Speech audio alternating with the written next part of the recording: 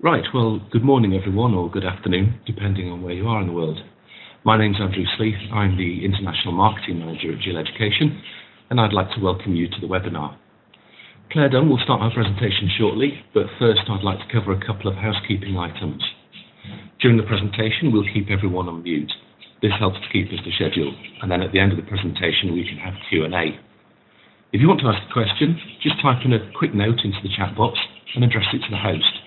We'll then relay that to Claire at the end. If you have any technical questions, address those to the host, and my colleague Ben Dodds will work to assist you. After the webinar, you'll be redirected to the website where you can find out more information about our assessments, and we are recording this and we will get the recording out later on today. So without further ado, Claire Dunn is the manager of the International Consultancy team at GL Education. She's going to address how schools can achieve an accurate measure of progress that provides a reliable international benchmark, but also takes into account individual student ability. Claire, thank you very much. Hello to everybody that's listening, both live and this is a recorded webinar as well. Thank you very much for taking the time to dial in to listen to the webinar this morning. As the name of the webinar indicates, I'll be talking about measuring progress.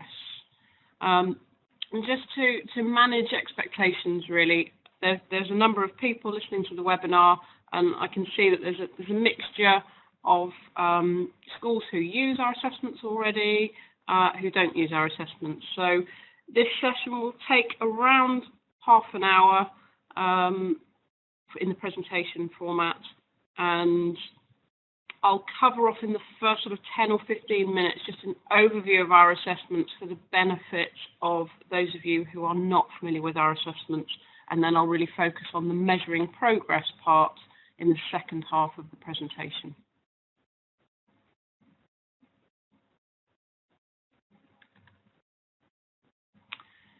So for those of you who aren't familiar with GL Education, we have a dedicated team for international schools here based in the UK, which is where I'm presenting from this morning. It's rather grey in London this morning, but I'm sure the sun's coming out soon. But we work with schools across the globe, so across 6 continents in over 100 countries, but we really are one community, and we do pride ourselves on the customer service that we offer, but also how we can put you in touch as well with other schools perhaps who are facing the same challenges, and we can share feedback from other schools and support you with your challenges around tracking progress or tracking attainment, tracking ability of students, whatever it may be. Sorry for the slow advancement of the slides this morning. I think it's a little on go slow. Okay, so let's just start with our core education philosophy, really, at GL Education. So this point of the presentation, I'm really just going to give an overview of how our assessments fit together.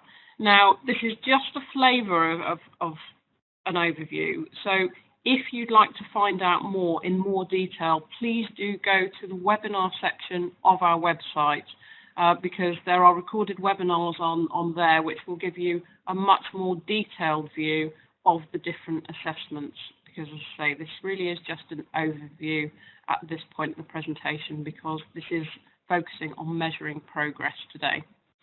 So our belief is that to understand a student much better, to inform your teaching and learning, to get the best from the students in your school, that there are really 3 components that you need to focus on, and that is understanding a student's potential, so what are they really capable of, and that is measured by our assessment CAP4. If you also alongside understand the student's level of attainment, so that may be in maths, English, science, reading and comprehension, then by comparing attainment data with potential data, so cognitive ability data with attainment data, then you can identify underachievement in the student's performance. The third component that we believe you must focus on is the barriers to learning. So in other words, the attitude of your learners, because you can have the highest ability students in the world and they may well be at the moment attaining at the right level, But if their attitude isn't right, then over time, it's likely that these students will underachieve and not reach their full potential going forward. So we believe that attitude is absolutely key and a key part of measuring progress as well.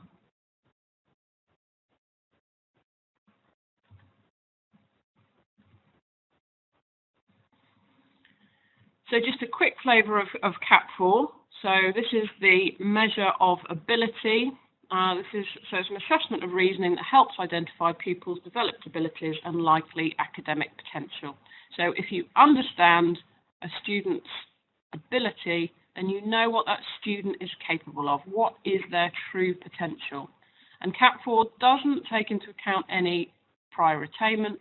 It is that ability of the learner. So it's clean data, in other words. It's not cluttered with anything else, any attainment data, any attitudinal data. It is clean ability data, which gives you a very good indication of what that student is capable of. CAP4 measures these 4 components, so verbal reasoning, quantitative reasoning, non-verbal reasoning, and spatial reasoning. So that's the way that students think. Do they think with words? Do they think quite conceptually with shapes and space? The assessment is just over 2 hours, so 2.25 hours, commonly used across international schools and also within the UK, of course. And it really gives you a very good measure of what that student is capable of. It also helps within a school for setting targets. So I've just included one screenshot here of the target grade section, and this is available across a number of qualifications such as IB, MYP and diploma, as well as A-levels and IGCSEs. So that was a very, very quick overview of CAP4 because, as I said, I really want to get onto the measuring progress part of this presentation, but I just wanted to give you a reminder of what CAP4 actually measures. I'm now going to focus on the attainment side. So as you can see on the right-hand side of the circle, the progress test series and the NGRT, they're the 2 attainment assessments I'm going to talk about. Baseline I will mention a little later, very, very briefly, but it may not be relevant to all of you who are listening. So our attainment assessments include the progress test series. So we have a progress test science, progress test English, and progress test maths, available in both digital and paper format, though most international schools choose to use our digital assessments where available. For the convenience more than anything, they're instantly scored, and you get the results back, so the reports back instantly, as well as high engagement from students as well, because they enjoy completing digital assessments. So the progress test series, they are attainment assessments, so very different to the CAP4 that I've just talked about. So CAP4 was the measure of ability. Progress test series is a more traditional, conventional attainment assessment, tracking science, English, and maths skills levels and not a level of understanding from learners from year to year. So it provides you with an analysis of what topics students have understood well. So it's very much that sort of formative assessment side of things, giving you really rich commentary, showing you and pinpointing which areas perhaps that student needs to go back to build a really strong foundation in their knowledge. And it will show you year-on-year progress. So by the second time that you administer the progress test with your learners, then it will show you year-on-year progress. So has that student made above average, average, below average progress? And the analysis really does support the teacher with their CPD as well, and allows you to really understand your whole cohorts right down through to individual students, and also helps you to communicate to parents as well about your students' attainment levels. So progress test maths, you can see the 4 curriculum categories there on the left-hand side. Progress test English, you can see there that that's assessing English skills, so SPAG, spelling, punctuation and grammar, and then reading comprehension and both narrative and non-narrative It does not give a reading age. Reading age is covered by our new group reading test. And Progress Test Science reports on science, not surprisingly, physics, chemistry and biology, and working scientifically as well. I've included here a progress test in maths report so that you can see the sort of data that progress test in maths produces. Now, if you're not familiar with our standardised age scores, you will see that there are scores about 1, 2, 3, 4, fifth column from the left. There's a column called SAS. Now, that's our key metric in all of our reports, and you'll see why as I talk about measuring progress shortly in more detail. But the standardised age score is the key metric that you look at. So 100 is an average measure. 141 is the highest the student can score, and 59 the lowest. And by using the standardised age score, you can start to compare between the ability of the student and the attainment level of the student. And of course, you can measure progress year on year as well to make sure that that student is making average progress, which is a good thing. Sometimes when I talk about a student making average progress, it doesn't sound like a very good thing, but that means that that student is making progress in line with expectations for their age. And also within the progress test, maths, English and science, you have very rich commentary available to you as teachers. So this is an example here that you see on the screen. And there are implications for teaching and learning. So our reports are not simply about reporting hard data. We also interpret the data for you within the reports so that you have really clear action plans of what to do next, or action points that you can feed into a plan. So it always sits alongside teacher judgment. All of our assessments are designed to complement teacher judgment, not take it away. You can see on the screen, you can see a graph, which if it's the first time that you've seen this graph, you look at it and, well, if you're anything like me anyway, I would look at this and go, I'm not quite sure what that's saying. So what that's saying, for the benefit of you who aren't maths teachers or perhaps not graph fans, this plots the first time that a student has taken progress test, or the previous time that they've taken progress test, against the standardised age score that they've just attained at on the most recent sitting. So taking that on practical terms, if you have a student who is, let's say, age 9 and took a progress test maths at the end of last academic year and has just taken one now, then it will plot the standardised age score that the student attained last year, plot it against this year, and where that dot appears on the graph indicates whether that student is attaining at below average, average, or above average. So the salmon is the below average, the white is where you would broadly expect students to be, and the green area is above average progress. So, this is one way of tracking progress, but it is just attainment.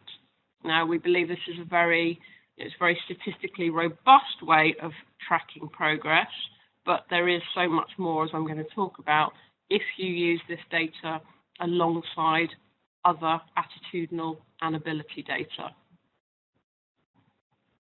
Another way of looking at exactly the same data, and this is my preferred way of looking at it, but I know that it's not everybody's, and that's the thing, we all have different ways of learning.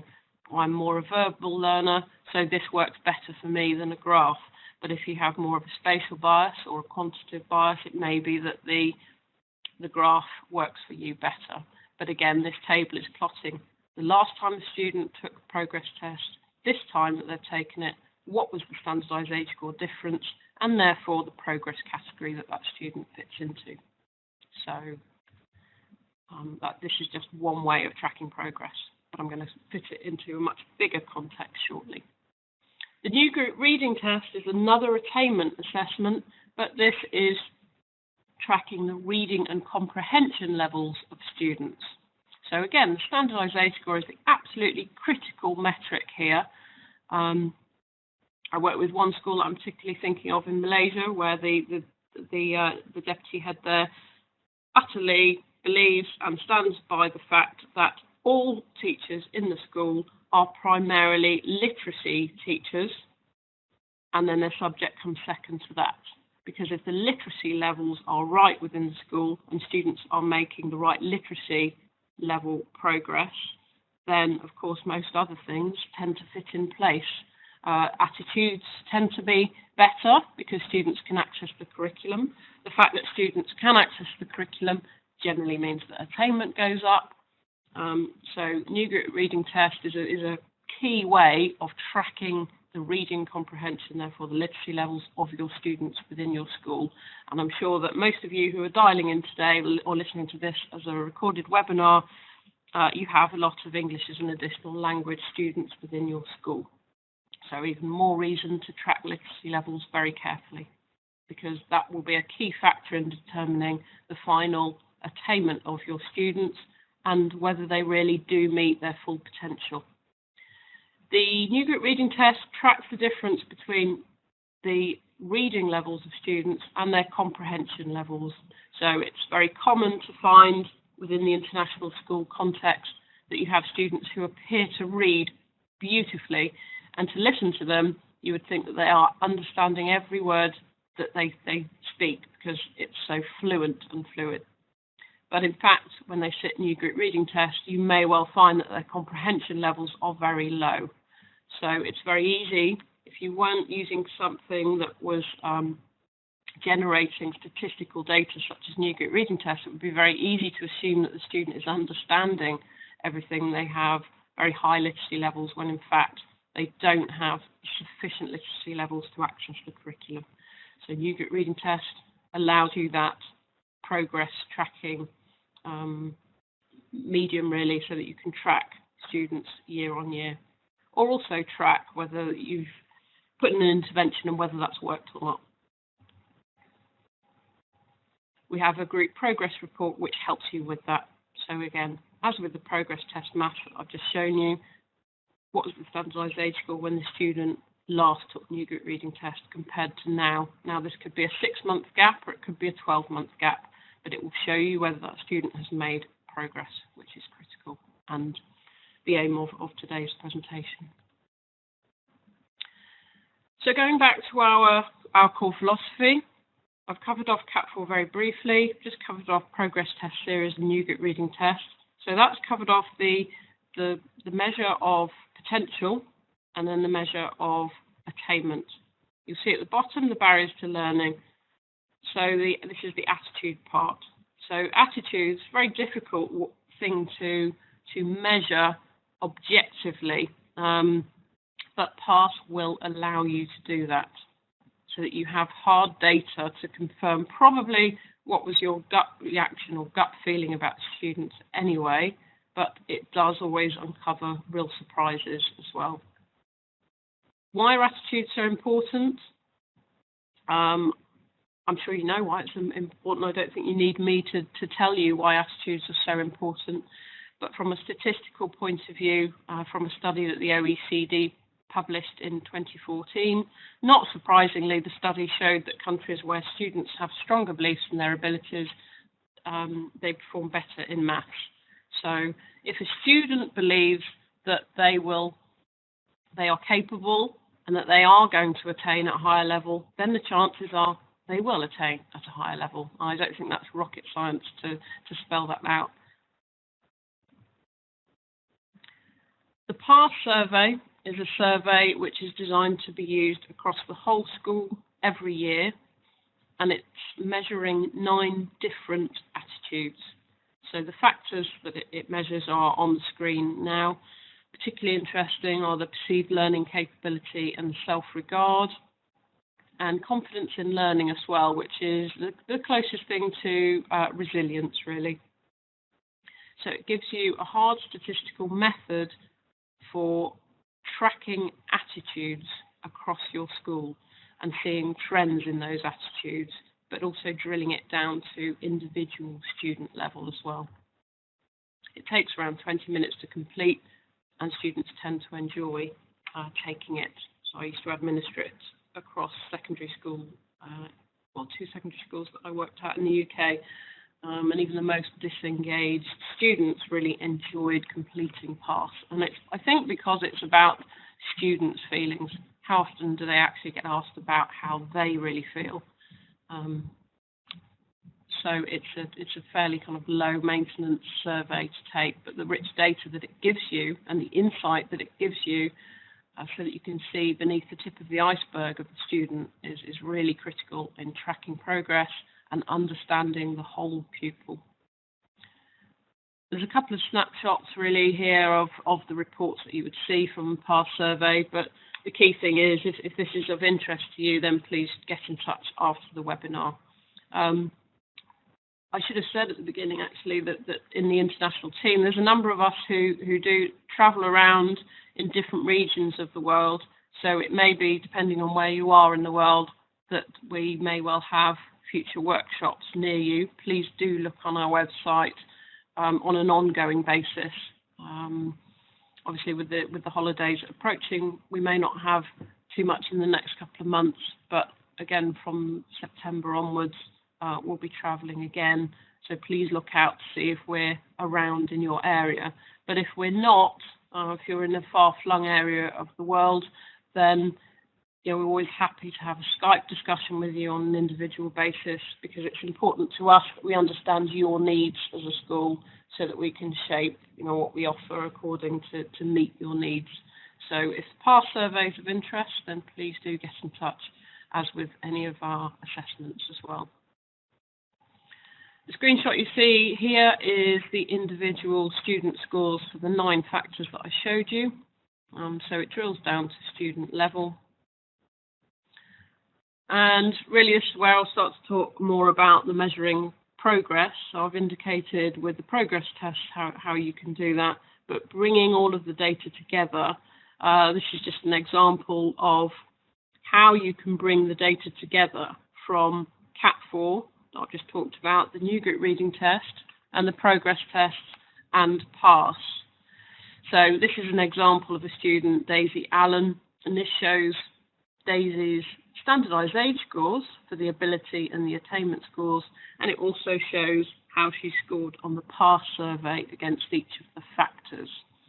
Now you can imagine from a progress point of view, if you build up this data year on year, so this is Daisy's year 3 data, but then when you have that data for year 4 and year 5 and year 6, I'm talking in UK year group terms, but of course this applies to grades as well and other year groups.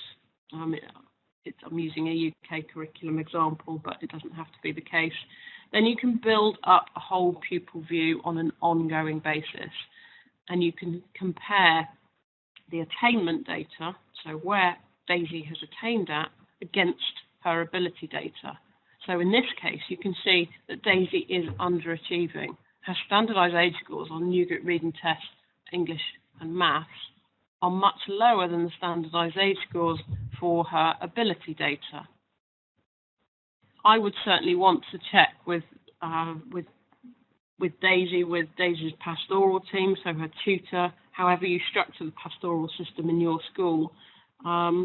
Check more into what is around the attitudes to teachers. So it's clear here that Daisy doesn't have a positive feeling about the teachers. So I would certainly want to find out a little more about that, what's going on here. This is actually quite an uncommon low score. We do find that in most cases, attitudes to teacher score is the highest of the 9 factors.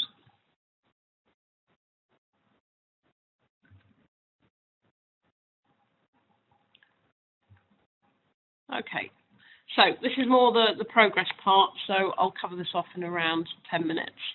I think one question to ask yourselves as you're sitting here listening to me is, what does good progress look like in your school? And someone said to me the other day, well, surely every school can define what good progress looks like. And I thought, I'm not sure, actually. It's quite a difficult question, but I think unless you've defined within your school what good progress looks like, then it's really difficult to know how to measure it.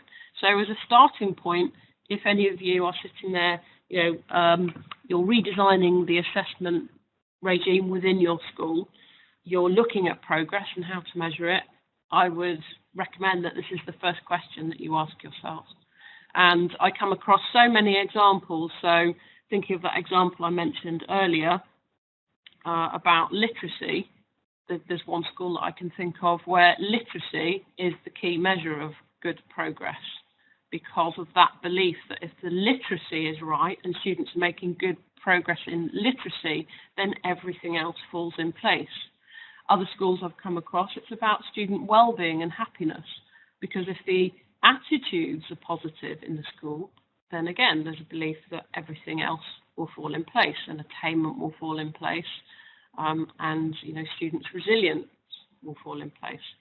So what does good progress look like? In the UK, it's much more around attainment data. So there are different measures of progress and what it looks like. If I show you this learning path, now this can be based around primary or secondary years. It doesn't really matter. I've tended to use primary over the next couple of slides for ease, but it applies just as much to secondary as it does primary. This is really our belief in how you can measure progress effectively. If you track the learning potential of your student, and I've used Joe as an example here, so this can be over the primary years or the secondary years, basically over the career of the time in your school. If you measure the learning potential of your students and you track their attainment alongside, then you can identify the gap, if there is one, between the attainment levels and the learning potential. Oops, sorry, didn't mean to move that on. There we go, go back. So you can identify if there's a gap in the learning. Now, I'm quite often asked about CAP 4. A school might be considering CAP 4, but they might say, but why do we need this ability data, Claire? Can you talk to me about why you believe it's essential? And generally, my answer is the same, that, of course, I'm sure all of you listening today, that you all track the attainment of your learners. That's the conventional way of measuring progress in your school. So how is a student performing in maths, English, science, those core subject areas, as well as the non-core as well, but focusing on the core subjects, how is that student attaining? And of course, that will give you a part of a picture of how that student's performing. But how do you know if that student is really reaching their potential unless you have the ability data of the student in front of you? Because it may be that you're perhaps using our progress test maths assessment already, and that student's scores indicates that the student is attaining at above average level, so you feel quite happy with that. But if you're not using CAP 4, so that measure of potential, it may well be that that student has been scoring in the region of 110 year on year throughout their primary years. And you think, well, that's above average. They seem to be doing well, not worried about that student at all. But if that student has taken CAP 4 and you see that the quantitative score for that student is actually 141, but that student's been attaining at 110 over the last few years, then that student has been coasting along for a number of years, and that student is capable of achieving far more.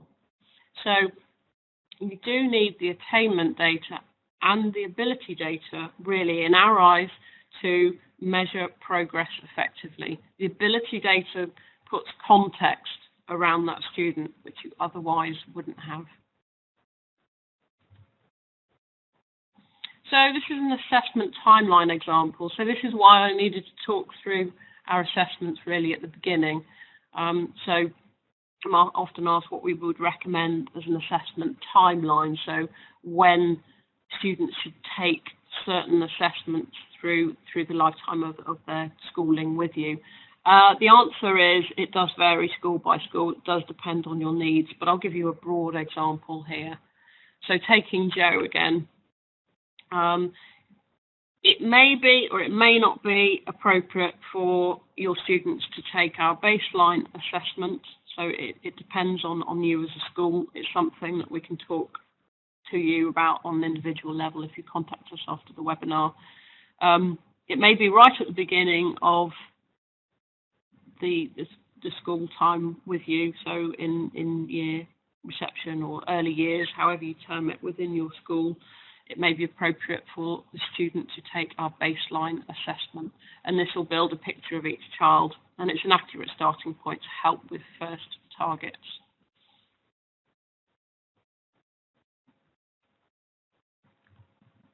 Then perhaps in year 2, talking in UK curriculum year groupings, so that would be the year in which the student turns age 7, but again, there's flex around this.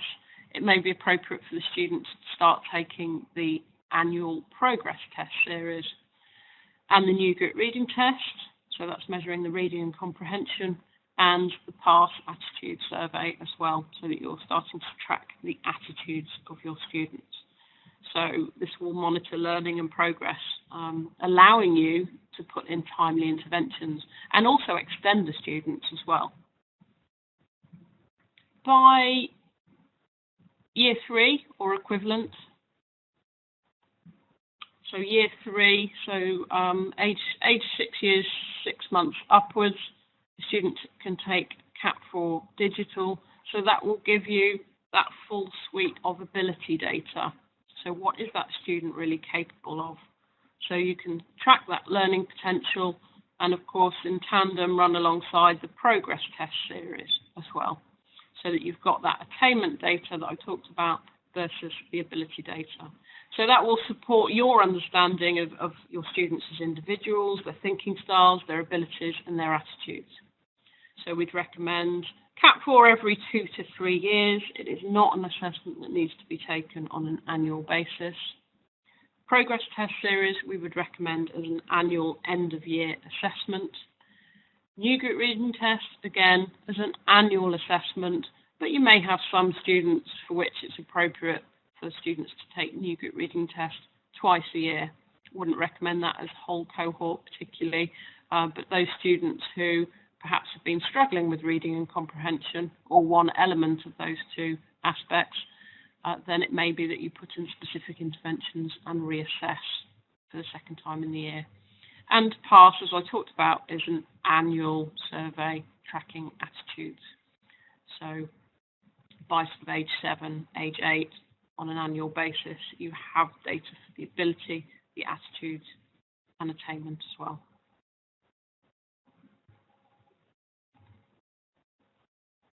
And all of this data, of course, is to help you both set targets that are challenging for students, but also achievable, because that's important, otherwise they just become demotivated. And also to identify gaps, that I know I keep mentioning, but that gap between learning potential and attainment is absolutely critical.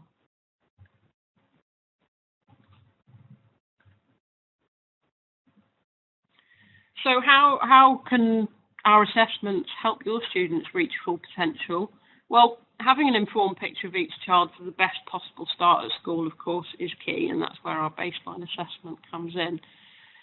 If you're then identifying issues as you go along and putting in interventions, then the chances are that, as you can see in the case of Joe, that Joe's attainment just takes that little curve upwards, so that then the path of attainment is more in line with his learning potential, and that's where you need students to be. So this is about putting in place checkpoints all the way along, so that you've got this robust, standardized data which shows you how that student is attaining against their ability and how their attitude is moving along going forward. So things like perceived learning capability or self-regard as a learner, I often find working with schools in Southeast Asia, for example, there tends to be a trend for girls particularly to have quite low perceived learning capability and self-regard as a learner. So these are students who are often very high ability students and maybe in their younger years have been attaining very well, but perhaps as they get older, their self-regard as a learner, perceived learning capability is lower, and that becomes a barrier to the students reaching their full potential.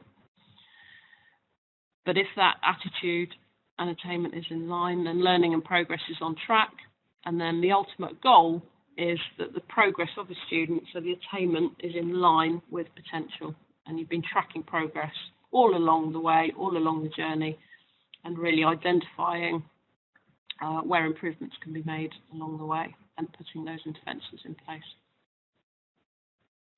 So how can we support you in measuring the progress?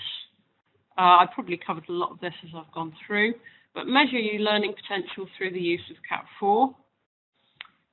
Using that data to set targets, so with the help of CAP4 alongside attainment assessments and of course teacher judgments as well, because they are so critical. It's about using the data, intelligently really, and using it together so that you're getting that whole pupil view to inform your target setting.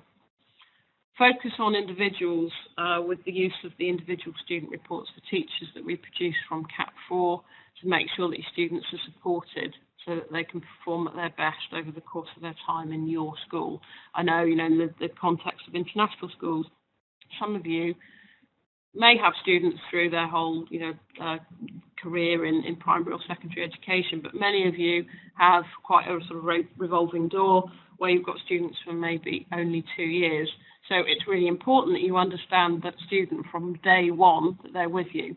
And the individual student reports from CAP4 will really give you an insight into the thinking style, the learning profile of your students and what they're capable of, and will provide you with data to allow you to set realistic but challenging targets.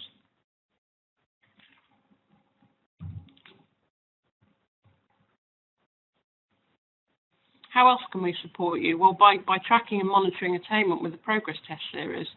So that will give you advice on putting in place certain interventions and measuring the progress year on year. Also tracking and monitoring literacy attainment with new group reading tests as well. So is that student, is their reading and comprehension in line with their ability level, but how are their reading skills and their comprehension skills developing over time? Is it at a rate that is in line with their ability? Is it at an acceptable rate? Is it at a level that will allow them to access your curriculum? It's very difficult for you to show or prove this or know this without the use of standardised assessments. Tracking and monitoring attitudes to learning with PASS as well. You may have a gut feeling about a student and how they feel about themselves, but PASS will give you that robust standardised data so that you can put in place interventions. So that might be that you use a goal-setting approach to boost the perceived learning capability of your learners. And you need to measure progress of attitudes over time, so longitudinal tracking, so that you can see at both cohort level, whole school level, individual level, how your students' attitudes are progressing over time. Other considerations with EAL learners, which I'm sure many of you listening today, the majority of your students will have English as an additional language. And it may be that whilst CAP4 is not a progress tracking assessment per se, it can be used to measure the development of verbal reasoning over time, because you would expect to see an increased score in the verbal reasoning over time with EAL learners. I think I mentioned this really already, but use PASS to track learning attitude trends in your school. Use progress test attainment data to inform the teaching and learning, and build solid foundations in your students' knowledge.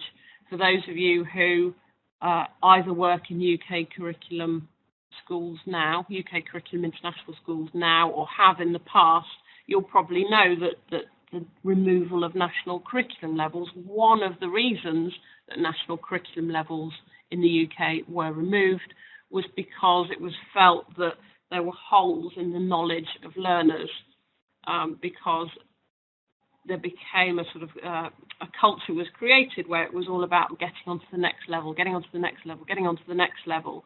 And so that created holes in the foundations of knowledge, because it was always about getting to the next step and getting to the next step rather than building that solid foundation. Progress tests, the commentary that's provided and the data provided will really allow you to pinpoint the areas of weakness in your students' learning, as well as the strengths, of course, which are really critical as well. Literacy, use the NGRT to track literacy progress. Absolutely critical for accessing the curriculum. Unless your students' literacy levels are, where you're aiming for them to be and in line with their ability, they're not going to reach their full potential. With regard to benchmarks, within progress tests at the moment, our benchmarks, and CAT4 actually, our benchmarks are against UK schools. We will be building international school benchmarks in over time. The progress test series, whilst an established suite of assessments, these versions are new versions, so it does take time for us to build our data. So the international benchmarks will be put in the future, but we need to gather enough data to put those in. So that would be an international school comparison. We find that in many cases, international schools actually just want a very clear benchmark to compare against. And in most cases, a UK benchmark gives a very clear line in the sand. But that's not to say that we're not constantly evolving and planning to put in other benchmarks as well, so that you also have other comparative data. Reporting to stakeholders is something else as well. So measuring progress yourselves as teachers and senior leaders, but also reporting that on to other parties such as parents.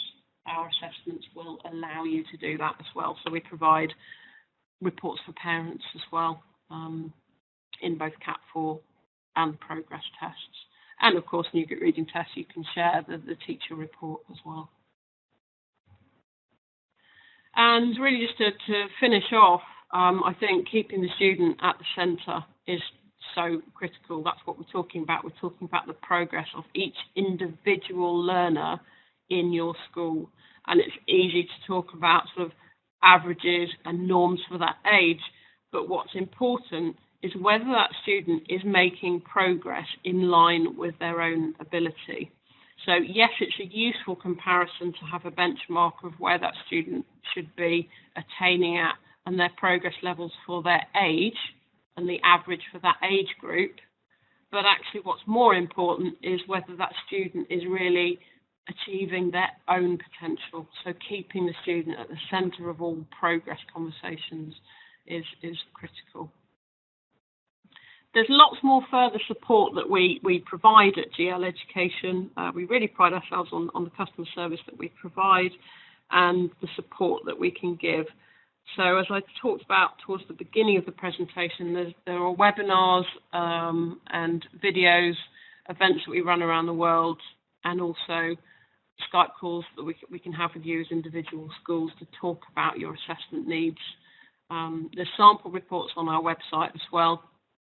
The GL Education, the international team's email address is shown on the screen, as is the phone number as well. So please do get in touch if you've got any questions. There is an opportunity now for questions and answers. So I will pass back over to my colleague, Andy.